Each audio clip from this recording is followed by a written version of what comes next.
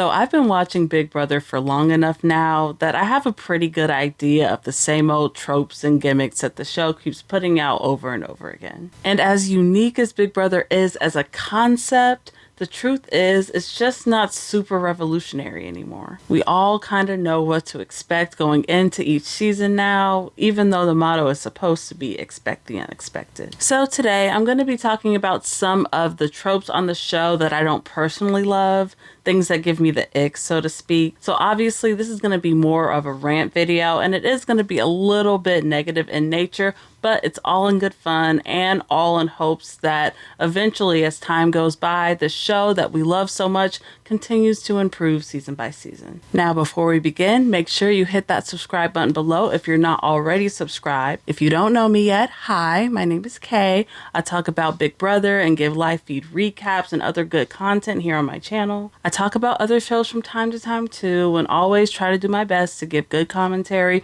with good game analysis and all that fun stuff. So make sure you're subscribed so that you can stay tuned. Now, let's get started. So the first big ick that I want to talk about today has to do with casting. Since the cast each season is really the heart of the show, and it really does help define the season as a whole. Which is why a big pet peeve for me is when casting really goes out of its way to cast specifically single people just with the hopes of them getting into a showmance. I just can't stand it when they're not actually playing the game behind it, when they're really just there for the feeds and just to be a personality. Now, don't get me wrong, if you're single and you see somebody fine and you want to go get your one in on TV, go ahead. I'm not going to stop you, especially if you're grown.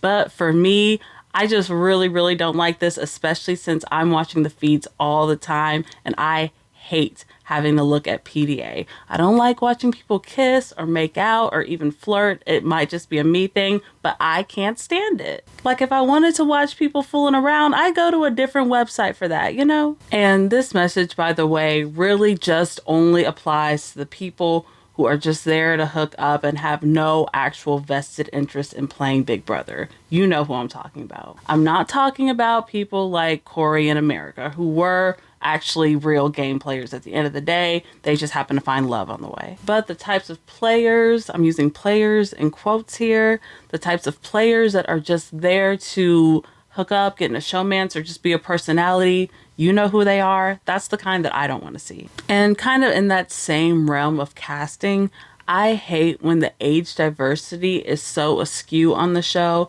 that it's mainly just a bunch of 20-somethings and like one token older person thrown in. Now, to be fair, last year, I think they did an absolute outstanding job at age diversity in particular. There were a bunch of cast members in their 30s, 40s, 50s, and 60s in the show. It just makes for more interesting gameplay, yes, but also it's just a lot more interesting on the feed, seeing how different generations react together living as roommates, how they handle cleaning the house and doing different chores, how they speak to each other, the slang that each generation uses. It's interesting. And you know what? This show has been out for such a long time. I'm so certain that the younger Gen Z demographic is not the main group watching the show anymore. So I don't know why that should be the main demographic on the cast. Casting a more diverse age group goes hand in hand with the next pet peeve I have, which is competition and equitability in general. If they are going to continue this trend of casting people from all different walks of life, all backgrounds, yada, yada, yada, all that good stuff, I also think that the competitions in the show should reflect that diversity, right? And what I mean by that is having competitions on the show that make it a little bit more equal for everybody on the cast to be able to win. Like, for example, last year, even though we had a lot of age diversity within the cast, the competitions themselves didn't really reflect that. The competitions were competitions that were a lot more physical in nature, that really suited themselves to somebody who has more of an athletic build. So the same small handful of younger people were able to win a lot of the comps back to back and steamroll through the game, rendering a lot of that age diversity a little bit useless in the first place. Like, I do like and understand the need to have some physical comps in the game, and I don't think they should get rid of that completely. But I also think adding more luck-based competitions or competitions that really anyone could win would make the gameplay a lot more interesting. Or maybe even try more hybrid competitions like they do on Survivor. You know, they could have competitions that start out a little physical, but then you have a big puzzle or a big mental portion at the end to kind of balance things out. It doesn't seem like competition inequitability is that big of an issue on the Survivor franchise, so maybe that's a reason why. For example, last season in Survivor, they had that Plinko competition, which in my opinion is like the perfect competition. You're going to start by rolling your ball up an inclined ramp. While the ball is making its way back down the ramp, you can work on your puzzle. When the ball reaches the bottom, you got to stop, grab your ball, roll it again.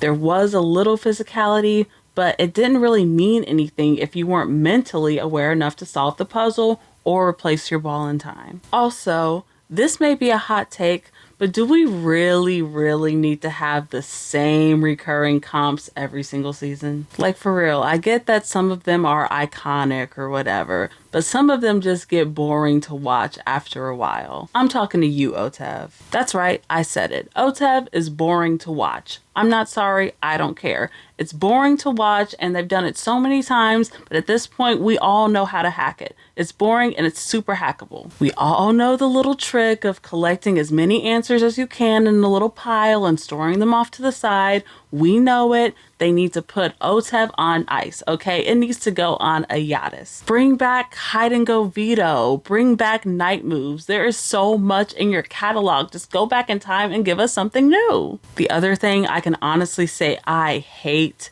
is just how embarrassing the show can be sometimes. Like, sometimes I am just straight up embarrassed to admit I watched the show, much less have a YouTube channel talking about it. First, it's the corny editing with the stupid sound effects that they just recycle over and over again. You lied about the sympathy vote to me. So I'm a manipulator because I tossed a sympathy vote to my butt. Then it's how absolutely embarrassing the competitions themselves can be sometimes.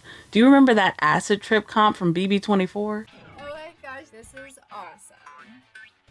It's really hard to focus on anything because there's so many crazy things popping up. I'm trying to remember the best I can because when I come down from this trip, I hope it doesn't result in me being evicted on Thursday. I wish I didn't. I don't know if there is a creative director or a head writer or whoever on staff that needs to hear this, but please, can we just chill some of that campy stuff? Can we put it on ice just a little bit? From the punishment costumes to the fart jokes, can we do something else, please? Matt! Got a 7 on the stinkometer. Lucky number. I mean, unlucky for the next person to go in. The final Big Brother trope that gives me the ick, and this one is a little bit more serious, it's when they cut the feeds whenever something serious pops up. They seem to cover it up whenever something semi-controversial happens, whenever there is a little bit of bullying or somebody makes a bigoted mark or something, the feeds get cut, and that's just a little bit sus to me. No, scratch that. That's a lot of it sus to me. I think they do it to prevent bad press, but to me that just makes the network look shady. Like, I don't know, maybe this is just me, but whenever a cast member says or does something that's like off-putting or controversial or bigoted or whatever, to me, I think of that as a negative reflection on that individual. I don't think of it as a negative reflection on CBS as a whole. Like, at the end of the day, this cast is full of regular, degular people, and sometimes regular, degular people just suck. So I would personally not blame the show for the behavior of its house guests, but I would blame them for covering it up and just trying not to talk about it or address it at all. Like they did with the Kyle situation and BB24 and pretty much Cameron's entire edit of BB25. This is honestly just a big reason why I created this channel and wanted to start doing live feed recaps in the first place. Because this is the one show where we are actually lucky enough to get a peek behind the curtain of a TV edit. We get to see what actually goes down on these house reality shows versus what you just get on TV. Because of the live feeds, it seems, Big Brother does kind of get this negative rep of having like bigoted issues or bullying issues on the show.